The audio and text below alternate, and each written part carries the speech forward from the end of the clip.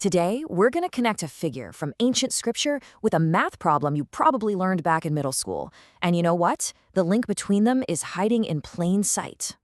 It kind of sounds like a riddle, doesn't it? A famous apostle and a geometry lesson. Well, the answer is actually super practical, and it has everything to do with a common everyday object. So, to solve this little puzzle, we have to look past all the famous journeys and stories and instead focus on what the Apostle Paul actually did for a living. That's right. Paul was a craftsman, a tent maker. He actually worked with his hands, cutting and stitching materials like leather and cloth to make shelters. And the specific shapes he was cutting every single day, well, that's where our math lesson really begins.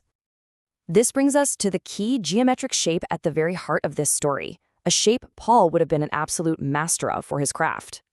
The parallelogram. You've definitely seen this one before. It's basically like a rectangle that's kind of been pushed over, a little bit slanted. Now, the really cool thing about this shape is how deceptively simple it is to measure. At first glance, it seems tricky, right? You can't just multiply the length of that slanted side by the bottom.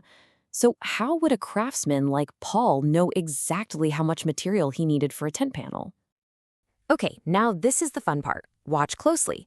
If you just mentally snip off that little triangle from one end and then slide it all the way over to the other side, look at that. It fits perfectly. And just like that, our tricky parallelogram turns into a simple, easy-to-measure rectangle. It was hiding in there the whole time. And once you see that hidden rectangle, the quote-unquote secret formula for the area becomes incredibly simple. So the key is to completely ignore the slanted side. The area of a parallelogram is just its base multiplied by its true straight up and down height, exactly like a rectangle. And this right here really illustrates the big reveal. The formula for the area of a parallelogram is exactly the same as the formula for a rectangle. Once you see how to rearrange the shape, the math just becomes easy. So let's put this simple little formula to work. Let's imagine how a craftsman like Paul would have used this in his day-to-day work. First up, a piece for its head wall. Okay, so if the panel has a base of 6 meters and a height of 4 meters, the calculation is a simple 6 times 4, giving him exactly 24 square meters of material. Done.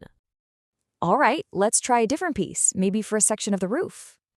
This one has a base of 8.5 meters and a height of 5 meters. We just multiply them together, which gets us 42.5 square meters. See, the principle is the same every single time. And for our last example, let's scale up to something big, like a large canopy for a marketplace. This one is 10 meters at the base by 6.2 meters high. So, one last time, we multiply for a grand total of 62 square meters of fabric, a practical skill for a very practical need. So we've seen the math and we've seen how it works, but the story here is bigger than just a formula. It's really about why these skills even matter in the first place. And here's the line from scripture that ties it all together. Paul's trade, it wasn't just how he paid the bills. It was his way of living and working right alongside the communities he was there to serve. This very practical skill had a much, much deeper purpose. And that's the real takeaway here, isn't it? Geometry isn't just a bunch of abstract shapes on a page. It's a tool that helps us build and create in the real world. Just like Paul's tent making, it's a skill that lets us serve a practical, tangible purpose. It really makes you think, doesn't it? What's your tent making? What's that everyday skill that you have? Maybe it's in the kitchen or on a computer or in your workshop that has the power to build, to create, and to serve a purpose that's so much greater than just the task itself.